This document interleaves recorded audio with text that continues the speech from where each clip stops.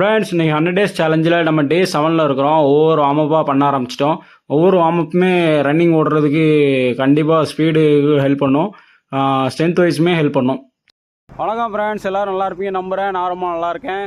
நம்ம இன்றைக்கி டே 7ல் ரன்னிங் போக ரெடி ஆகிட்டோம். வார்மப்பெல்லாம் முடிச்சுட்டு ஃப்ரெண்ட்ஸ் இன்றைக்கி ஹாஃப்மே மார்க்கை கம்ப்ளீட் பண்ணிவிட்டோம். நம்ம ரெகுலராக ஓடுறதோட இன்றைக்கி ஸ்பீட் ரொம்ப கம்மியாக ஓடுறோம்.